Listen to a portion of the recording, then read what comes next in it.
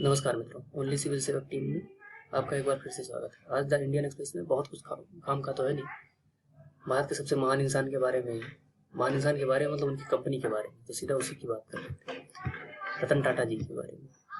जैसा कि 2016 में 24 अक्टूबर 2016 को रतन टाटा ने यानी उनकी बोर्ड ऑफ डायरेक्टर्स ने मिलकर साइरस मिस्त्री को हटा दिया। टोटल 7 बोर्ड ऑफ डायरेक्टर्स थे, जिसमें से एक साइरस मिस्त्री थे, 6 और थे। 2012 में जब रतन टाटा खुद अब चीफ एग्जीक्यूटिव का पोस्ट से हट जाते हैं टाटा कंपनी के, तो वो साइरस मिस्त्री को कहते हैं हाँ तुम बन सकते हो। ऐसा होता क्यों कि साइरस मिस्त्री के जो पिता होते हैं पलोनजी मिस्त्री, वो रतन टाटा के दोस्त होते हैं, तो इसलिए वो अपने बच्चे को बनाते हैं।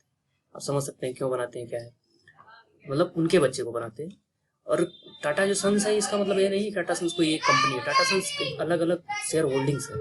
जो टाटा कंपनी है उसमें टाटा सन्स के अलग अलग शेयर होल्डिंग है। अलग अलग शेयर होल्डिंग का मतलब क्या है, लगभग 50% से अधिक तो टाटा सन्स का है, और लगभग 10% या मान लीजिए 20% उन्होंने यानी 20% के पलोनजी मिस्त्री का है। पलोनजी मिस्त्री जो कंपनी है उसका है शेयर होल्डिंग से। तो इस हिसाब से हुआ क्या है कि पहले जब रतन टाटा हटे थे, साइरस मिस्त्री को बनाया था उन्होंने, तो उन्होंने कहा था कि आप कुछ भी करेंगे लेकिन टाटा का पलोनजी का यानी मतलब आपकी जो स्वयं की कंपनी है, पर्सनल कंपनी, उससे आप ज्यादा क्या मतलब कोई भी व्यापार नहीं करेंगे टाटा का, जिससे जो कॉन्फ्लिक्ट ऑफ इंटरेस्ट है वो ना आए, ना कंपनी को घाटा हो, ना मतलब उनके वर्कर्स या किसी और बोर्ड ऑफ डायरेक्टर्स को। लेकिन होता क्या है कि 2012 से जब से ये बनते हैं, तब से साइरस मिस्त्री तब से कुछ न कुछ इधर उधर अपनी कंपनी को, जो अपनी पेरेंटल कंपनी है पलोनजी, उसको कुछ न कुछ फायदा पहुंचाने की कोशिश करते हैं टाटा से।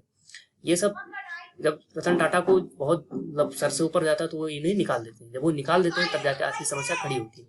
रतन टाटा इनको निकाल देते हैं, तब ये जाते हैं पहले, क्योंकि ये कंपनी है तो कंपनी कहाँ जाएगी, जो कंपनी के हिसाब से नियम बना होगा, तो ये पहले जाते हैं नेशनल कंपनी लॉ ट्रिब्यूनल में। तो वहां साइरस मिस्त्री के विपक्ष में दिया जाता है, मतलब कहा जाता है कि रतन टाटा इज गुड। तब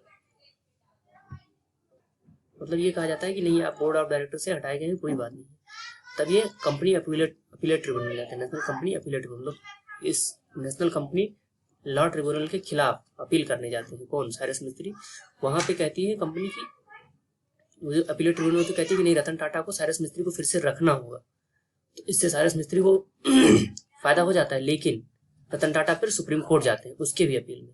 तो कल सुप्रीम कोर्ट ये कहती है कि ऐसा है, जो रतन टाटा ने किया है वो सही है, क्योंकि इसमें जो भी नियम थे उस हिसाब से साइरस मिस्त्री का ठीक नहीं बैठता, और अब साइरस मिस्त्री को वहां से हटना चाहिए, मतलब वो पद नहीं लेना चाहिए, क्योंकि वो अपनी कंपनी को फायदा पहुंचाते हैं। होता क्या है 2024 में 24 अक्टूबर 2016 में उस दिन ये हुआ था कि आप यानी साइरस मिस्त्री आपने अपनी कंपनी को फायदा पहुंचाया, बोर्ड की यानी जो टाटा सन्स है इस बोर्ड की जिसकी कंपनी की जो एथिकल वैल्यूज है उसको कहीं ना कहीं लॉस पहुंचाया। अगर लॉस पहुंचाया आपने, इससे समझौता किया, तो आपको इस कंपनी में अब नहीं रहना चाहिए, खासकर इतने बड़े पोस्ट पर।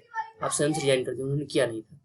तो ये सब होता है, यानी फाइनली कौन जीत जाता है, रतन टाटा जीत जाते हैं। अब साइरस मिस्त्री को वहां से निकलना पड़ेगा, इसीलिए लिखा हुआ टाटा की गाड़ी मत लेना, उन्होंने मिस्त्री को निकाल दिया, मतलब अब टाटा की गाड़ी बिना मिस्त्री के। रतन टाटा जी के बारे में बताया गया है कि जैसे इन्होंने 1947 तक बताया कि ब्रिटिश हमारे यहाँ राज करते थे। 2012 में इन्होंने 2 सबसे बड़ी ब्रिटिश कंपनी, सबसे बड़ी क्या कहते हैं, वन ऑफ द बड़ी में से कोई वन ऑफ द बिगेस्ट में से एक लैंड रोवर जो हमारे यहाँ चलती है, जगुआर चलती है, उनको खरीद लिया। तभी इसी लैंड रोवर और जगुआर ने इनकी बहुत बुराई की। उन्होंने कहा था मतलब और सारे काम करो, ये अगर तुम्हें कंपनी के बारे में नहीं पता है और खासकर कार के बारे में तो मत करो। लेकिन उन्होंने फिर उसमें कोई ऐसा होता नहीं कि लड़ पड़ो, लोगों जवाब नहीं दिया था, अपनी कंपनी को बड़ा किया, इतना बड़ा किया कल को जगुआर को ही बचा दिया। और जगुआर ने जब इनका फायदा दिया तो उन्होंने कुछ फिर तब भी उल्टा नहीं कहा कि ले तुमने ऐसा किया था, मैंने खरीद लिया, तुमको बचाया। तभी उन्होंने कहा ठीक है, ये तो हम एक दूसरे के काम आते हैं। इसी में 2 बातें आई है, एक नेशनल कंपनी लॉ ट्रिब्यूनल आया है, ये क्वासी बॉडी, मतलब ये कंपनी से रिलेटेड, कंपनी जो भी भारत के अंदर जो कंपनियां उनसे रिलेटेड मामले को सुनती है, भारत के बाहर वालों को इसका अधिकार नहीं है, सिर्फ भारत के अंदर जो भी मामले हैं। ये बना कब है, ये केंद्र सरकार ने सेक्शन 408 जो कंपनी एक्ट 2013 है उसके अंतर्गत बनाया है। 1 जून 2016 से ये कार्यरत है, मतलब उस समय से ये कार्यरत है। ये किसके रिकमेंडेशन से बना था, वी बालाकृष्णन इराडी ये थे। इन्होंने रिकमेंड किया था कि ऐसा कुछ बनाया जाना चाहिए जिससे जो कोर्ट पर बर्डन हो वो कम हो, कंपनियों को जल्द से जल्द न्याय मिल सके, उनका जल्द से जल्द फैसला हो सके और अपना काम कर सके, बिजनेस को बढ़ा सके।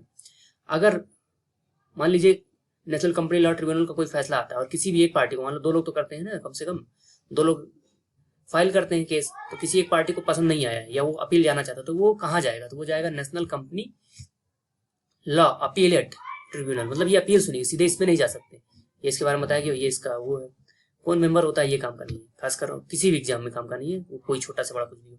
दूसरी बात क्या आती है कि national company law appellate tribunal, ये किसका अपील सुनेगी? नेशनल कंपनी लॉ ट्रिब्यूनल का जो फायदा होगा उसका अपील सुनेगी। ये किसके अंतर्गत बनाई है? सरकार ने बनाया कंपनी एक्ट 2013 के सेक्शन 410 के अंतर्गत बनाई है, ये बनाई है। ये इसके साथ साथ और क्या सुन सकती है?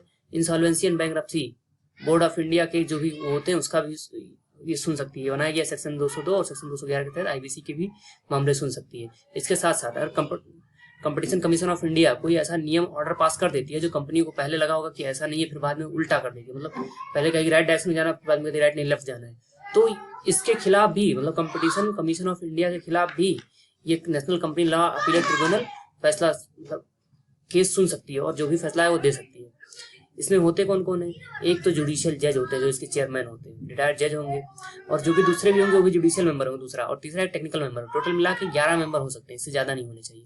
आज यही है, बाकी सब इंडिया बांग्लादेश है, लव जिहाद है और कुछ और चीज़ें, इन सब की हम पहले चर्चा कर चुके हैं। आप जाकर जानना चाहते हैं तो पहले जो वीडियो अवेलेबल उन्हें देख लीजिए एडिटोरियल केस में। आज के लिए बहुत बहुत धन्यवाद। वैसे भी तबीयत खराब है तो आज की और जो बेकार की चीज़ें थी उसको मैंने यूज़ नहीं किया, यही सबको बताया हुआ है। यही मेनली काम का भी है पूरे उसमें। अब टाटा सन्स ने किसको निकाला, कौन किसका दोस्त है, किसके पापा हैं, ये सब काम का नहीं है, बिल्कुल भी काम का नहीं है। इंटरनेशनली क्या हो रहा है, क्योंकि टाटा सन्स एक रेपुटेड कंपनी है, कोई भी कंपनी जब आती है तो टाटा सन्स में अपना पैसा लगाना चाहती है। क्यों? क्योंकि पूरे भारत में एक जानी मानी कंपनी है, ये अच्छे काम बहुत सारे करते हैं, बहुत सारे दयावान काम करते हैं, फिलैंथ्रोपी मतलब दान करने का काम करते हैं, तो इसलिए लोग बाहर की कंपनियां भी आती है तो इसके साथ कहीं ना कहीं टाई अप करने की सोचती है। टीसीएस हो गया, टाटा मोटर्स हो गया, इन सबके टाई अप करके चलाती है। जैसे मारुति सुजुकी है, कोई ना कोई हर कंपनी आना चाहती है तो इसके साथ टाई अप करना चाहती है, इसलिए ये मुद्दा थोड़ा जरूरी था। अगर मान लीजिए क्वेश्चन आएगा भी तो इन दो चीज़ों पे आएगा, तो मतलब कहाँ से कहाँ जा सकती है। तो सबसे पहले नेशनल कंपनी लॉ ट्रिब्यूनल में जाएगी, वहाँ जो मामला होगा उसका appeal national company law tribunal law act appellate tribunal में जाएगी। अगर उसका भी फैसला समझ में नहीं आएगा तब वो जाएंगे सुप्रीम कोर्ट में, सुप्रीम कोर्ट का फैसला फाइनल होगा, उसके बाद और कोई फैसला नहीं होगा, मतलब उसको मानना ही मानना। कोई सुप्रीम कोर्ट है तो फिर खत्म है कहानी। फिर यहाँ पार्लियामेंट में यहाँ सब जाने की जरूरत नहीं पड़ती, क्योंकि कंपनी से रिलेटेड पार्लियामेंट का कोई वो नहीं है। पार्लियामेंट से नियम पहले बना देती है, नियम बना के रख चुकी है। और सबका बहुत बहुत धन्यवाद।